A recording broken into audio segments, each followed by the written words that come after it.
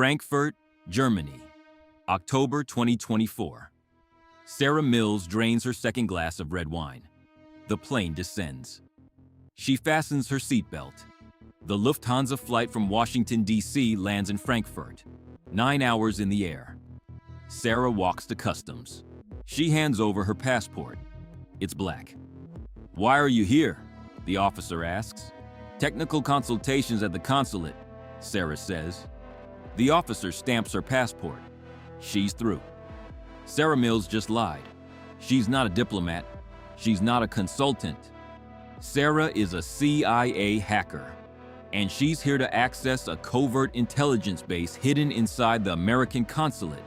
But Frankfurt is just one node in a network that spans the entire globe. Sarah takes the U5 subway toward Proingesheim, gets off at Güntersburger Strasse.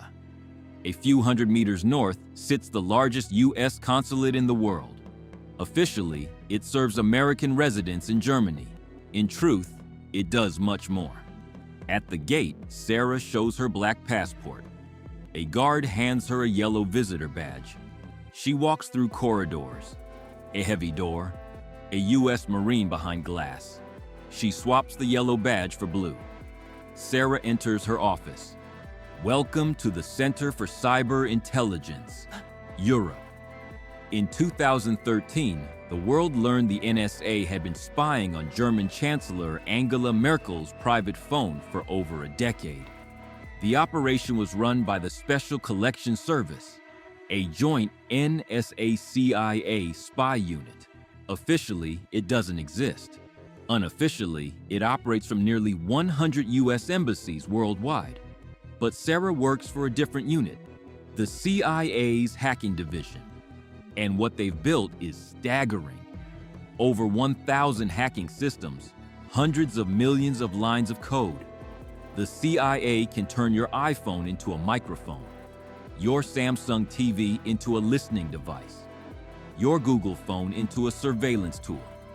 They bypass encryption on WhatsApp, Signal, Telegram.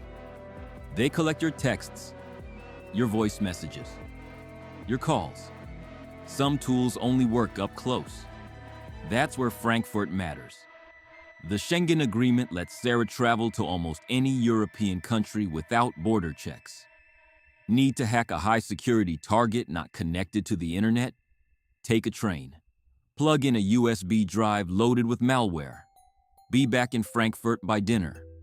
We know this because of Vault 7, one of the largest intelligence leaks in history. A few weeks later, Sarah gets a call. Her superiors need her in Australia. She packs, checks out of her hotel, buys whiskey at the duty-free shop. Next stop, Alice Springs. Sarah lands in Australia, walks to customs. An officer pulls her aside, secondary screening. But she's prepared. Agents like Sarah train at Camp Peary, what CIA officers call the farm. 10,000 acres near Williamsburg, Virginia. It was a World War II training center, then a prison camp for Italian and German POWs. In 1951, the CIA took over. They built a fake city, shooting ranges, boathouses, an airfield, mock borders with watchtowers and guard dogs. Students learn everything: weapons, explosives, evasion, surveillance. They simulate enemy capture by kidnapping students from their dorms, interrogating them in mock prisons. If training needs to be more extreme, they go to Harvey Point, a few hours south. That's where the operation to kill Osama bin Laden was planned. Sarah stands in front of the Australian customs officer. She remembers the manual. 2 most common questions. Why are you here? Where are you staying? Keep answers short. No pauses, no filler sounds, no unnecessary details. Stay calm, no swallowing, no lip biting. After a few minutes, the officer hands back her passport. She's through. Alice Springs, middle of the Australian Outback. Sarah sits in a casino with colleagues, Americans everywhere. They work at Pine Gap, a nearby military base. They're playing craps, drinking, laughing, talking a bit too much about work, because Pine Gap is not a military base. It's the most important intelligence collection station in the world. 1,000 people work here, half Australian, half American, but the CIA and NSA call the shots. Originally built to track Soviet nuclear missiles during the Cold War, Pine Gap became something far more powerful. 38 radar dishes across the base, many enclosed in massive white spheres, built to hide and protect the antennas inside. They communicate with U.S. spy satellites, Orion 3, 5, 7, and 9. These satellites are geosynchronous. They move at the exact speed of Earth's rotation. This lets the CIA intercept almost all wireless communication from Europe, Africa, and Asia, 24/7. The NSA programs Echelon and X-Keyscore, exposed by Edward Snowden, also run from Pine Gap. They systematically collect everything: chats, calls, emails. At the heart of the base sits the operations building, 2,000 square meters, roughly the size of a small IKEA. The CIA, NSA, and other agencies analyze all incoming data here. Pine Gap played a vital role in America's war on terror. It provided real-time battlefield data in Iraq and Afghanistan.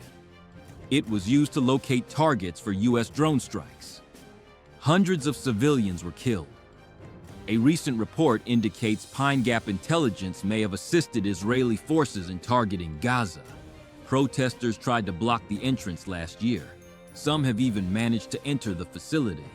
Sarah has seen places most people never will: covert hacking bases in Europe, training facilities in the US, spy stations in Australia. She knows secrets few are allowed to know, like the fact that in 2000, an American soldier from Pine Gap reportedly started a secret swingers club in Alice Springs. But there are places even Sarah will never access. September 6, 2006. President George W. Bush made an announcement. Khalid Sheikh Mohammed, Abu Zubaydah, Ramzi bin al-Shib, and 11 other terrorists in CIA custody have been transferred to the United States Naval Base at Guantanamo Bay. In that speech, Bush acknowledged what many had suspected. The CIA was running a network of secret prisons across the world. Black sites. The most well-known is Guantanamo Bay, Cuba. Built just 4 months after 9/11 for international terrorist suspects. But Guantanamo is no regular prison. No official charges. No trials. No formal convictions. 800 people have been brought here. Many exposed to enhanced interrogation techniques. Torture. Often the CIA had no clear evidence. The exact number and locations of black sites are still unknown. At least 10 were built and operated by the CIA. Over 50 governments participated. If the CIA suspected someone of terrorism, they became part of the extraordinary Rendition program. Kidnapping. The suspect was shackled, blindfolded, transported by plane to a black site. Some of these prisons were allegedly planned from the CIA base in Frankfurt. The farm was allegedly involved in rendition flights. One of the most important prisons was here, a Polish military base near the village of Stare Kiekuty. Inside a 2-story villa, the CIA built one of its first prisons after 9/11. Codename Quartz.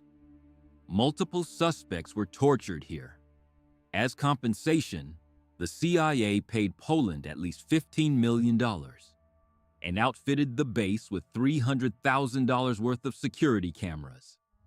After years of denial, in 2014, the Polish government finally admitted it hosted the secret CIA prison. Since then, the European Court of Human Rights has found multiple European countries responsible for letting the CIA violate human rights on their territory. In 2009, President Obama ordered all black sites closed. But to this day, Guantanamo Bay still holds roughly 30 inmates. The network is smaller now, but it never fully disappeared. Sarah knows this. She's seen the system from the inside. The consulates, the training camps, the spy stations. She knows what the CIA is capable of. And she knows most of the world will never see what she's seen.